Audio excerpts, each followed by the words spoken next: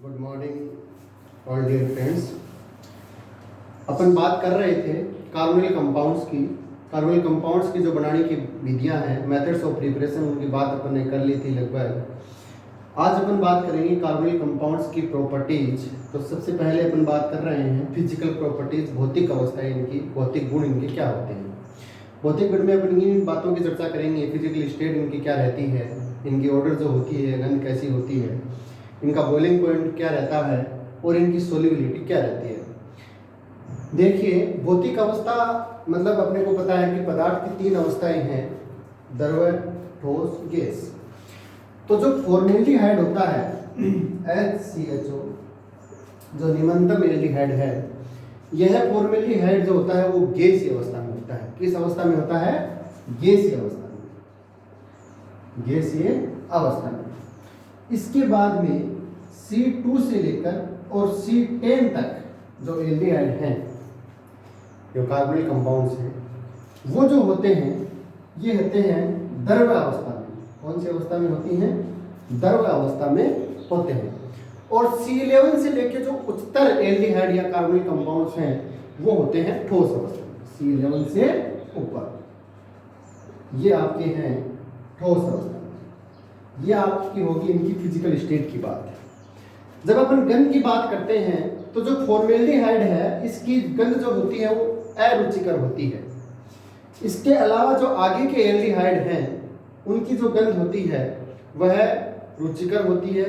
Acetone जो होता है इसकी भी गंध जो होती है वो रुचिकर होती है। तो इस तरह से ये आपकी ऑर्डर की बात होगी।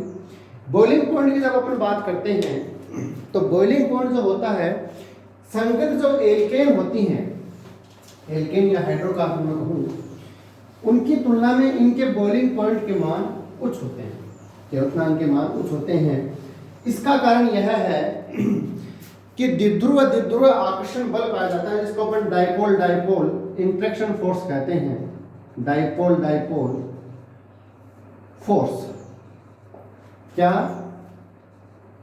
देखो, ये आपका कार्बोनिल कंपाउंड होता है, आपको पता ही है। और आपको पता है कि इस कार्बोनिल कंपाउंड में ऑक्सीजन परमाणु की विद्युत ऋणता ज्यादा होती है और कार्बन परमाणु की विद्युत ऋणता कम होती है। तो इस स्थिति में ऑक्सीजन परमाणु पर आंशिक ऋणावेश आता है और कार्बन परमाणु पर आंशिक धनावेश आता है। तो ये जो कार्बोनिल समूह होते हैं ये दूसरे कार्बोनिल समूह से संगुणित होते हैं। संगुणित होकर इस तरह से जो है डाइपोल डाइपोल इंट्रैक्शन प्रदर्शित करते हैं। और इस डाइपोल डाइपोल इंट्रैक्शन के कारण यह जो है इनके बॉइलिंग पॉइंट और जो मान है, द्रव्यमान के मान, ये संगत जो एल्केन होती हैं उनसे उच्च होते हैं, अधिक होते हैं। इसका कारण मैंने आपको बता दिया कि द्विध्रुव आकर्षण बल इस ग्रुप के अंदर पाया जाता है। और क्यों होता है ये? क्योंकि आपको पता है ये पोलरिटी इस बॉन्ड के अंदर होती है। ध्रुवणता इसलिए होती है क्योंकि ऑक्सीजन की विद्युत ऋणता जो होती है वो ज्यादा होती है और कार्बन की विद्युत ऋणता कम होती है। तो इस स्थिति में इनमें डाइपोल डाइपोल इंट्रैक्शन पाया जाता है, जिसके कारण जो है ये आपके द्रव्यमान इनके मान उच्च होते हैं संगत एल्केन की तुलना में। जो आपके अल्कोहल होते हैं, संगत अल्कोहल, संगत अल्कोहल की तुलना में इनके बॉइलिंग पॉइंट के मान कम होते हैं। इसका कारण यह है क्योंकि अल्कोहल जो होते हैं यहाँ पे हाइड्रोजन बंध की स्थिति आती है और हाइड्रोजन बंध को तोड़ने के लिए अधिक ऊर्जा की आवश्यकता होती है। तो इसलिए अपने को ऐसे कहूँगी अधिक तापमान की आवश्यकता होती है। तो अपने को ये अपन कहेंगे कि जब अपन अल्कोहल, कार्बोनिल कंपाउंड और संगत एल्केन की बात करेंगे तो अपन कहेंगे कि अल्कोहल जो होते हैं इनका बॉइलिंग पॉइंट सबसे अधिक होता है, फिर कार्बोनिल कंपाउंड का होता है और उसके बाद में होता है एल्केन, संगत जो एल्केन होती हैं उनका बॉइलिंग पॉइंट होता है। ये आपका बॉइलिंग पॉइंट का ऑर्डर है, ठीक है। अब अपन बात करेंगे विलेयता, सोल्युबिलिटी। सोल्युबिलिटी देखो, कार्बोनिल कंपाउंड जो होते हैं कार्बोनिल कंपाउंड्स ये क्या होते हैं कि जो निमंत्रण कार्बोनिल कंपाउंड्स होते हैं जैसे C1, C2, C3, इनमें क्या होता है कि ये जल के साथ हाइड्रोजन बंध बनाते हैं। क्या बनाते हैं? जल के साथ हाइड्रोजन बंध बनाते हैं। जल के साथ हाइड्रोजन बंध बनाने के कारण ये जो है जल के अंदर जो है सोल्यूबल हो जाते हैं आसानी से। कौन से? निम्नतर कार्बोनिल कंपाउंड्स। लेकिन जैसे ही उच्चतर कार्बोनिल कंपाउंड्स आते हैं, यानी जो है कार्बन परमाणु की संख्या बढ़ती जाती है, अणुभार बढ़ता चला जाता है, तो उस स्थिति में इनकी जल के साथ जो विलेयता है वो घटती चली जाती है, धीरे धीरे घटती है। और बाद में जो उच्चतर कार्बोनिल कंपाउंड्स हैं जो होते हैं, ये आपके जो विलायक जो है कार्बनिक विलायक ईथर है, बेंजीन है, इनके अंदर सोल्यूबल होते हैं, जल के अंदर सोल्यूबल नहीं होते हैं। तो इस तरह से आपकी जो है अपन कहेंगे कि शुरू के जो निम्नतर कार्बोनिल कंपाउंड्स है वो तो जल के अंदर जो है आसानी से विलय हो जाते हैं, हाइड्रोजन बंध के कारण आसानी से बना लेते हैं। लेकिन उच्चतर कार्बोनिल कंपाउंड में श्रृंखला बढ़ने के कारण हाइड्रोजन बंध जो है वो आसानी से बन नहीं पाता है। और इस स्थिति में अपन कहेंगे कि ये जो है उच्चतर कार्बोनिल कंपाउंड्स ये आपके जो है जल के अंदर अविलय रहते हैं या विलय नहीं होते हैं, और ये कार्बोनिल विलायक जो है उनके अंदर विलय होते हैं। अब अपन बात करते हैं कार्बोनिल कंपाउंड्स की रासायनिक अभिक्रियाएं, इनको अपन कहते हैं केमिकल प्रॉपर्टीज, रासायनिक अभिक्रियाएं। तो chemical properties of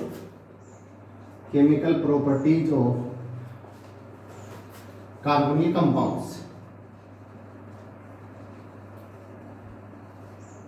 carbonyl compounds के जो रासायनिक गुण हैं, ये रासायनिक अभिक्रियाएं जो हैं वो अलग अलग रासायनिक अभिक्रियाएं देते हैं।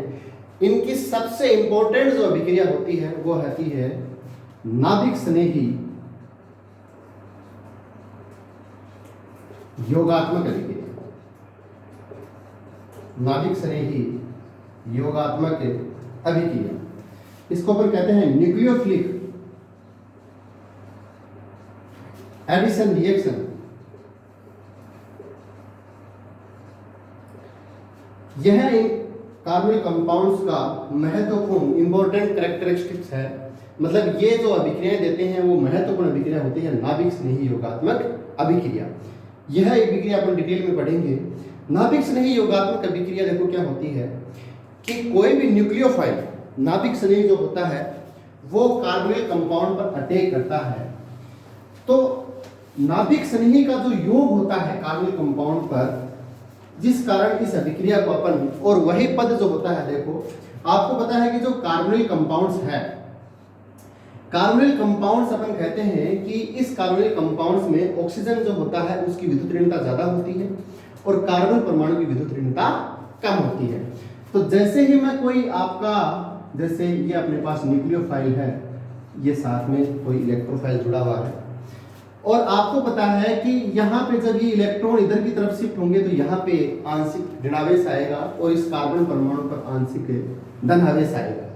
तो इस स्थिति में इस कार्बन परमाणु पर इलेक्ट्रॉन घनत्व क्या होता है, इलेक्ट्रॉन डेंसिटी कम हो जाती है। इस इलेक्ट्रॉन डेंसिटी को पूर्ण करने के लिए यह न्यूक्लियोफाइल इस कार्बन परमाणु पर आसानी से अटैक कर देता है। तो अपने पास स्थिति यह बनती है कि ये आपका न्यूक्लियोफाइल अटैक किया और ये आपका ऑक्सीजन परमाणु नेगेटिव चार्ज है। अब देखो यह जो फर्स्ट स्टेप जो आपका है ये आपका फर्स्ट स्टेप है, और फर्स्ट स्टेप जो होता है इसके अंदर रेट डिटरमिनिंग स्टेप होता है जो न्यूक्लियोफाइल का अटैक होता है। तो यहाँ पे जो नाभिक स्नेही ने यहाँ पे योग किया है, तो ये आपका उत्पाद जो बना है यह उत्पाद स्थायी उत्पाद होता है, इसको अपन कहते हैं स्टेबल। इसका कारण क्या है, क्योंकि यहाँ पे जो नेगेटिव चार्ज है यह नेगेटिव चार्ज आपका ऑक्सीजन परमाणु के ऊपर है, और आपको पता ही है कि जब किसी अधिक विद्युत ऋणी परमाणु के ऊपर नेगेटिव चार्ज होता है तो वह संरचना अधिक स्थायी होती है।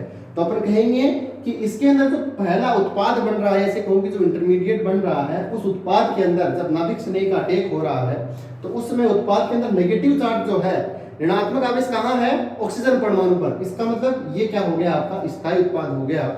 अब नेक्स्ट स्टेप जो है आपकी सेकेंड स्टेप, इसके अंदर जो भी आपका इलेक्ट्रोफाइल है वो आपको पता है कहाँ जुड़ जाएगा, इस ऑक्सीजन परमाणु पर। यानी आपका ये आपका हो गया, ये आपका न्यूक्लियोफाइल और ऑक्सीजन परमाणु के ऊपर क्या जुड़ गया, इलेक्ट्रोफाइल, और ये आपका फाइनल प्रोडक्ट इसके अंदर हो गया, ये आपका उत्पाद हो गया। यानी अपन कहेंगे कि ये आपका जो है सेकेंड स्टेप है। कौन सा स्टेप, सेकेंड स्टेप। लेकिन रेट डिटरमिनिंग स्टेप आपका फर्स्ट स्टेप के अंदर होता है, जहाँ पे जो है न्यूक्लियोफाइल का अटैक यहाँ पे होता है। तो इस तरह से नाभिक स्नेही योगात्मक अभिक्रिया इसके द्वारा प्रदर्शित की जाती है। अलग अलग नाभिक स्नेही जो है अभिकर्मक अपन लेंगे और किस तरह से अभिक्रिया यहाँ पे होती है, उनकी क्या मैकेनिज्म रहती है, उसकी अपन बात करेंगे। अब यहाँ पे अपन एल्डिहाइड और कीटोन की जब अपन बात करते हैं तो इनकी रिएक्टिविटी की जब बात करते हैं, क्रियाशीलता का, तो क्रियाशीलता में देखो यहाँ पे अपने को एक चीज देखने को मिलती है कि जो एल्डिहाइड होते हैं, एल्डिहाइड और कीटोन दोनों की अगर बात करें, क्योंकि कार्बोनिल कंपाउंड तो अपने पास दोनों ही हैं, ठीक है ना, तो यहाँ पे आपके ये एल्डिहाइड होते हैं और ये आपके कीटोन, बात समझ में आ गई। तो यहाँ पे इन दोनों की जब रिएक्टिविटी की बात करते हैं कि कौन मोर रिएक्टिव होगा, कौन अधिक क्रियाशील होगा, तो इसके लिए यहाँ पे जो है अलग अलग नियम बताए गए हैं। सबसे पहला नियम है इंडक्टिव इफेक्ट का। किसका है? इंडक्टिव इफेक्ट है। और इंडक्टिव इफेक्ट को अपन कहते हैं कि प्लस आई प्रभाव या प्रेरणिक प्रभाव। इंडक्टिव इफेक्ट क्या कहता है कि जब इस कार्बन परमाणु से इन इलेक्ट्रॉन का, इन कार्बन और ऑक्सीजन बंध के इलेक्ट्रॉन का ऑक्सीजन की तरफ जो होता है, विस्थापन होता है, डिस्प्लेसमेंट होता है, तो उसमें कार्बन परमाणु पर धनावेश आता है। तो इस धनावेश को इस कार्बन परमाणु से जुड़े हुए जो एल्किल समूह हैं, यह उसको स्थायी करते हैं, ऐसे कहूंगे इलेक्ट्रॉन डेंसिटी प्रदान करते हैं। जब ये परमाणु इनको इलेक्ट्रॉन डेंसिटी प्रदान करेंगे, जब इलेक्ट्रॉन यहाँ पे देंगे, तो उस कार्बन परमाणु पर धनावेश थोड़ी मात्रा में कम रहेगा, कम हो जाएगा। तो उस स्थिति में नाभिक स्नेही जो है उस कार्बन परमाणु पर आसानी से अटैक नहीं कर पाएगा। तो इसलिए आपने यहाँ पे देखो एल्डिहाइड में यहाँ पे हाइड्रोजन है, यानी एल्किल समूह सिर्फ एक ही जुड़ा हुआ है। भाई कितनी ब्रांच है वो चीज तो बाद की चीज है। और यहाँ पे देखो एल्किल समूह कितने जुड़े हुए हैं? 2। यानी इलेक्ट्रॉन घनत्व जितना एल्डिहाइड में बढ़ेगा उसकी तुलना में कहीं अधिक कीटोन के अंदर बढ़ेगा, क्योंकि यहाँ पे कितने एल्काइल समूह जुड़े हुए हैं? 2। कितने जुड़े हुए हैं? 2। जबकि एल्डिहाइड में कितना जुड़ा हुआ है? सिर्फ 1। इसलिए मैं कहूंगा कि इंडक्टिव इफेक्ट या ऐसे कहूंगा प्लस आई प्रभाव कीटोन्स के अंदर अधिक होता है, जिसके कारण एल्डिहाइड जो होते हैं वो कीटोन की तुलना में अधिक रिएक्टिव होते हैं, ऐसे कहूं कि मोर रिएक्टिव होते हैं। यानी एल्डिहाइड अपने कीटोन की तुलना में मोर रिएक्टिव होते हैं, कारण इंडक्टिव इफेक्ट। दूसरा है त्रिविम बाधा, एक यहाँ पे और है त्रिविम बाधा। त्रिविम बाधा देखो क्या है कि जब भी किसी कार्बोनिल ग्रुप के ऊपर जो है आपका कार्बोनिल समूह है उसके ऊपर बहुत सारे ग्रुप जुड़े हुए रहते हैं, बल्कि समूह जुड़े हुए रहते हैं, तो उस स्थिति में जैसे मैं एक एग्जांपल लेता हूँ, ये आपका C है, ये H है, ये आपका एसिटाल्डिहाइड है, CH3CHO। एक मैं लेता हूँ जो है ये आपका CH3 CH2 C H2 C double bond और H। ये मैंने आपका एक ब्यूटाइलडिहाइड CH3 CH2 CH2 CHO, 2 example ले लिए मैंने। तो यहाँ पे देखो ये कितना बड़ा समूह जुड़ा हुआ है और यहाँ पे एक छोटा सा समूह जुड़ा हुआ है।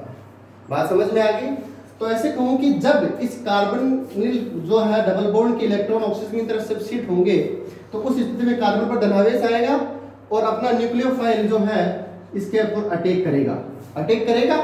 तो यहाँ पे देखो एक CH3 समूह जुड़ा हुआ है और यहाँ पे इतनी लंबी चेन जुड़ी हुई है। तो इस स्थिति में अपनी जो इतनी लंबी चेन जुड़ी हुई है इसके कारण यहाँ पे न्यूक्लियोफाइल को आने में थोड़ी कठिनाई का सामना करना पड़ेगा, यानी एक त्रिविम बाधा इसको उत्पन्न होगी, जिसके कारण ये वाला जो एल्डिहाइड है यानी CH3CHO एसिटाल्डिहाइड इस एल्डिहाइड की तुलना में मोर रिएक्टिव होगा। तो ये भी एक जो है आपका इसका नियम है। बाकी जो एल्डिहाइड और कीटोन को है इसमें एल्डिहाइड मोर रिएक्टिव होता है और बाकी जो इनके रिएक्टिविटी के ऑर्डर हैं, इनकी क्रियाशीलता क्रम है, वो अपन नेक्स्ट क्लास में करेंगे। आज के लिए इतना ही। Thank you.